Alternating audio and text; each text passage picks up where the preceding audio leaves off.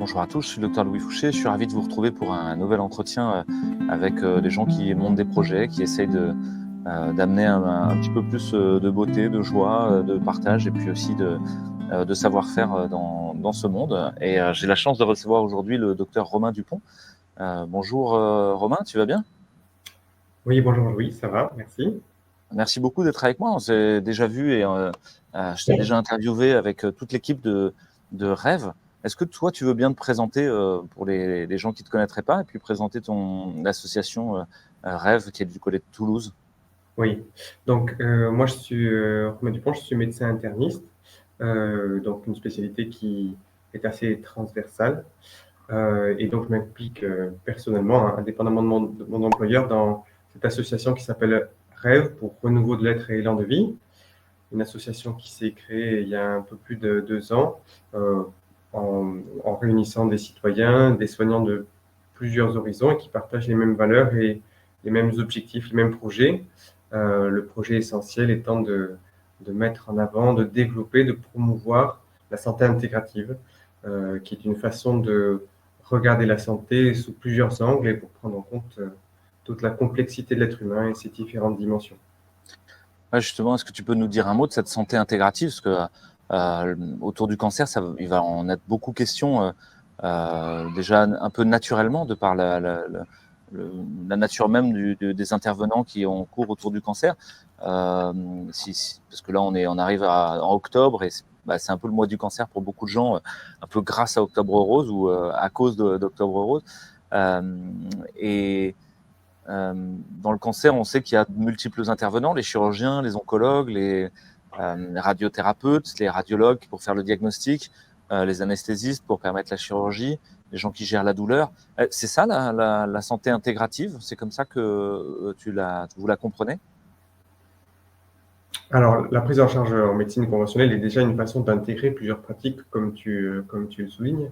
Mais il y a encore d'autres dimensions de l'être humain, si, par exemple, dimensions psychiques, émotionnelles, spirituelles, qui peuvent aussi être prises en compte dans une vision encore plus large et qui peuvent aider la personne à cheminer, à trouver éventuellement des ressources pour aller vers l'autonomie et puis peut-être vers la guérison. C'est bien cet objectif que nous poursuivons avec l'association, essayer d'avoir une vision plus large, plus profonde. Et c'est pour cette raison que nous organisons ce mois d'octobre à Toulouse un congrès sur le domaine du cancer et sur le domaine des soins en santé intégrative dans le domaine du cancer. Je vais mettre le flyer du cancer juste à côté de nous. Là, on va essayer de le voir ensemble. Je vais me mettre au milieu ici. Il faudra qu'on se pousse un peu sur le côté pour parler. Ça s'appelle Cancer, sources et ressources. C'est le 18 et 19 octobre, juste à côté de Toulouse, c'est bien ça? Voilà, c'est ça, c'est à Bruguière, donc au nord de Toulouse. Le titre du congrès renvoie à la fois aux sources, à pourquoi le cancer se développe, d'où vient-il, comment le prévenir, puisque bien sûr, dans l'idéal, l'idée est d'éviter ce type de maladie d'apparaître, d'autant que l'incidence du cancer ne fait qu'augmenter. Il y a une partie importante sur les ressources, comment faire pour que si un cancer est diagnostiqué, si la maladie est là, quelles ressources solliciter pour trouver son chemin, pour aller mieux, pour cheminer vers la guérison. Ouais, comme tu le dis, il y a une augmentation de l'incidence. Alors bon, on a donné quelques éléments d'explication avec le Conseil scientifique indépendant et ce qui s'est passé ces dernières années, mais il y a une augmentation des cancers tout autour de nous pour plein de raisons. Et il y a beaucoup de citoyens qui cherchent au fond à faire autrement que le protocole standard imposé à tous, qui serait une espèce de bloc monolithique qu'ils vont devoir suivre en disant bah voilà, vous êtes un numéro parmi d'autres, vous êtes même plus une personne, vous êtes une tumeur quoi, Mhm. avec telle caractéristique et donc vous avez droit à telle chimio, telle chirurgie.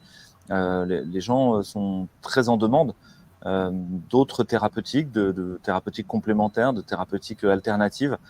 Est-ce que vous allez aborder ces sujets-là aussi dans le congrès? Bien sûr, donc dans la partie concernant les ressources pour traverser cette maladie, nous allons faire intervenir plusieurs personnes compétentes dans des pratiques de soins non conventionnels qui sont plébiscitées en général par les personnes atteintes de cancer qui y font recours régulièrement et qui, selon les patients, apportent quelque chose sans pour autant faire perdre de chance. Il y aura donc le docteur Jean-Loup Misset, qui est d'ailleurs l'invité d'honneur, qui interviendra sur la phytothérapie, les composés naturels et leurs éventuelles interactions, puisqu'elles peuvent exister avec la chimiothérapie. Nous aurons donc une intervention sur l'homéopathie avec le docteur Jean-Lionel Bagot, qui travaille à Bordeaux dans un centre d'oncologie intégrative. Nous aurons également une intervention sur la psychologie ou la psychothérapie avec Sophie Lantôme, qui est docteur en psychologie, puisque cette discipline fait aussi partie des soins de support. Et puis, bien sûr, il y a la composante alimentaire qui est toujours en question, aussi bien dans la phase de prévention, extrêmement importante, mais aussi dans la phase d'accompagnement, avec donc 2 intervenants qui traiteront de ce thème, docteur Éric Ménard et docteur Éléonore Gicossi, docteur Gicossi qui a exercé pendant de nombreuses années en tant qu'oncologue. Alors, ressources dont tu parlais, c'est aussi le nom des centres qui ont été créés par le docteur Jean-Loup Misset, qui est à la fois un ami et à la fois un grand spécialiste de l'oncologie intégrative. Il a travaillé aux États-Unis au cours de son postdoc et qui a donné lieu à un de ses livres. Donc, c'est votre invité d'honneur. Ces centres ressources, ils essayent de créer un pont entre la médecine allopathique conventionnelle, on pourrait dire, institutionnelle, et puis tout ce qu'il y a autour, sans chercher à les opposer, mais plutôt à les mettre en synergie. C'est bien ça? Oui, tout à fait. Les centres ressources sont pour nous un modèle, un exemple à suivre, un exemple qui fonctionne, hein, puisque les personnes qui sont prises en charge par les centres ressources peuvent avoir des parcours relativement inhabituels pour des personnes atteintes de cancer en fonction du type de maladie.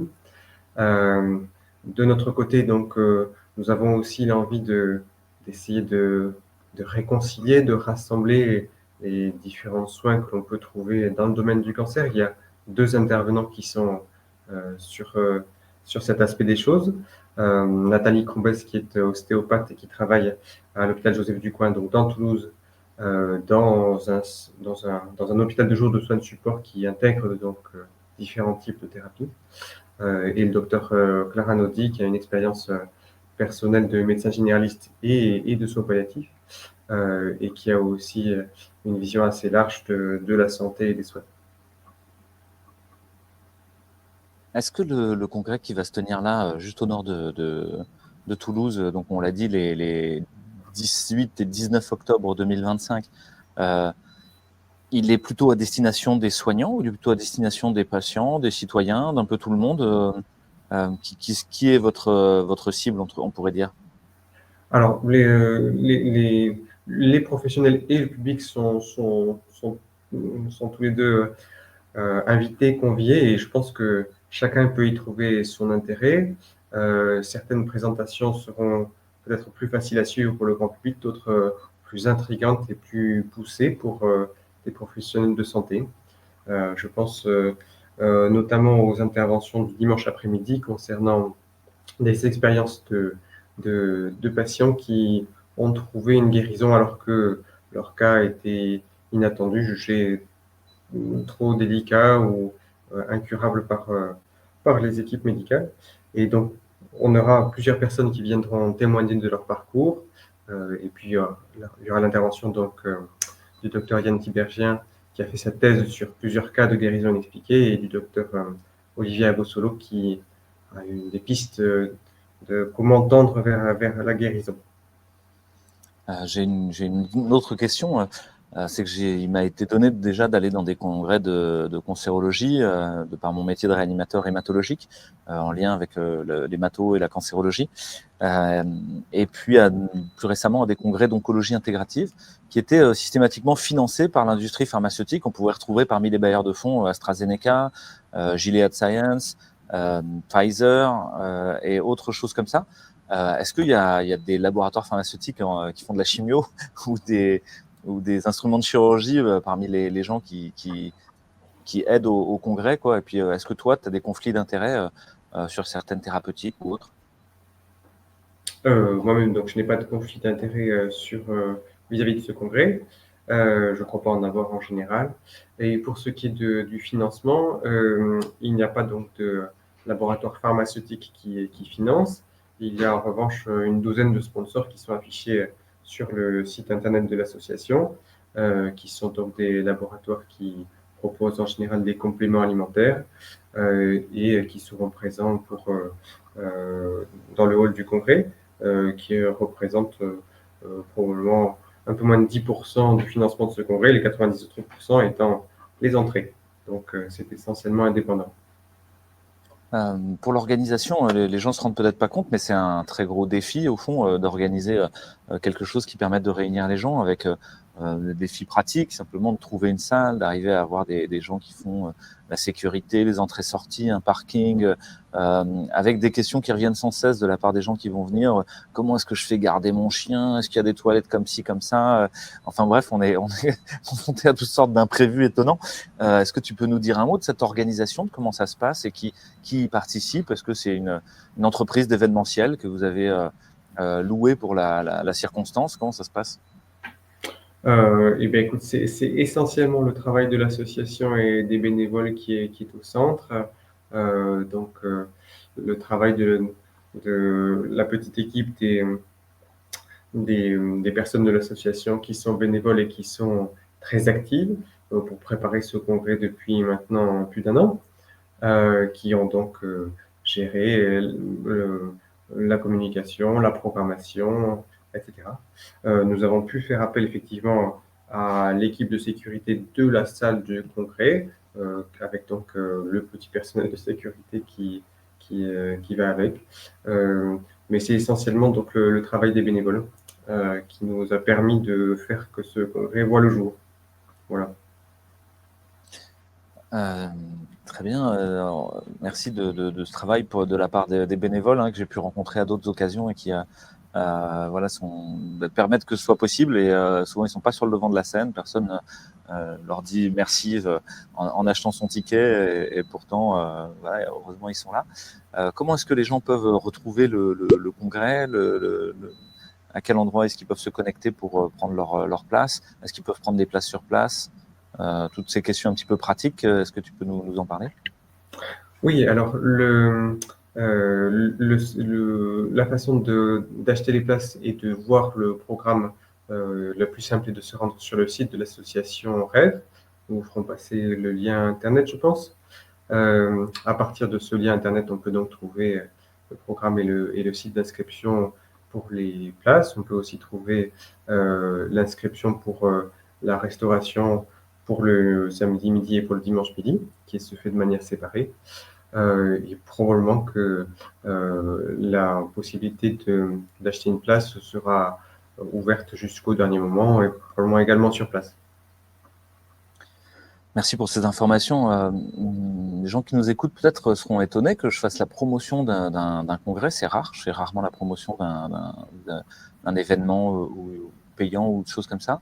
Mais c'est parce que pour moi, il est très important qu'il se passe des choses dans le réel, pas seulement dans le monde numérique, et que je suis très touché par le fait que justement des bénévoles, des médecins se mettent ensemble pour essayer de réunir à la fois des médecins, des chercheurs, des scientifiques, des citoyens, pour essayer de mieux prendre soin d'une maladie aussi importante que le cancer, qui est, comme tu l'as dit, en incidence croissante dans nos sociétés et qui va être la problématique centrale de pas mal de gens ces prochaines années, et d'essayer d'ouvrir d'autres possibles. On a vu on parle aussi bien de phytothérapie, d'homéopathie, de médecine énergétique, du caractère psychologique et du suivi psychologique, que de la question spirituelle qui vient évidemment être questionnée par le cancer et le rapport à la mort qui l'introduit de manière brutale, et toutes les représentations péjoratives dont il s'accompagne. Donc voilà, je pense que c'est très, très important de soutenir ces initiatives et qu'elles puissent exister. Si vous êtes dans la région de Toulouse ou plus loin, donc le 18 et 19 octobre, ça se passe pas très loin de chez vous et vous pouvez venir participer à ce truc-là. Romain, merci beaucoup de cette présentation. Est-ce que tu veux rajouter quelque chose? Je te laisse le mot de la fin pour si on a oublié de parler de certaines choses, si tu avais envie de rajouter des éléments importants. Non, je crois qu'on n'a rien oublié. Je crois que ce congrès sera magnifique. Je crois qu'il sera dense et qu'il permettra de participer à un rassemblement, une réconciliation qui doit avoir lieu entre nous, dans notre esprit, dans notre société, entre divers courants, diverses pratiques qui se côtoient sans forcément communiquer, entre divers groupes qui vivent les uns à côté des autres. Euh, ce congrès se veut rassembler, partager et nous faire mieux vivre au final. Merci beaucoup, Romain. Je vais encore dans ton sens pour un dernier mot en disant que on a besoin de se voir, de se toucher, de se rencontrer, qu'il y a une énorme attente dans notre société qui a été frustrée de cette rencontre par toutes les mesures qu'on a connues, toutes les distanciations dans les faits, dans les cœurs, et que un des enjeux de se retrouver, c'est aussi de retrouver l'énergie parce que chaque fois qu'on se met ensemble, on retrouve de l'énergie pour les gens qui font du sport, qui font la fête ensemble, qui chantent du chant choral ou autre. Ces moments ensemble, au fond, nous redonnent de l'énergie et cette énergie, c'est le premier pas vers la guérison ou vers le maintien de la santé. Donc pour moi, finalement, aller à ce congrès, c'est un élément de santé en soi. Voilà. Merci beaucoup, Romain. Très bonne journée à toi, très bonne journée à tous. N'oubliez pas de cliquer, liker, je sais pas quoi. Maintenant, on est obligé de dire ça quasiment dans toutes les vidéos. Et puis de partager l'information. Si vous-même, vous pouvez pas y aller, mais vous pensez qu'il y a des gens que ça peut intéresser autour de vous, du côté de Toulouse ou ailleurs, n'hésitez pas. Faut que le congrès soit plein à craquer, qu'il soit obligé de louer une deuxième salle, qu'il y ait un bis l'année prochaine et que ça leur donne des ailes pour aller encore plus loin. Et notamment pour un autre projet, juste voilà, c'est un dernier mot dont on n'a pas parlé, mais l'association Rêve est en train d'essayer de s'implanter physiquement. Est-ce que tu peux nous dire un dernier mot de ça le fait que vous cherchez un lieu au fond pour être un centre ressource quelque part de santé intégrative? Oui, cela fait maintenant donc pratiquement 2 ans aussi, date de création de l'association, que on cherche un endroit où s'implanter, un bâtiment dans lequel on pourrait faire grandir un centre de santé intégrative avec plusieurs praticiens de diverses orientations. On a actuellement le projet d'acheter une ancienne ferme qui est au sud de Toulouse, à 20 minutes à peu près de route du sud de Toulouse, et qu'on espère pouvoir concrétiser l'année prochaine. Voilà.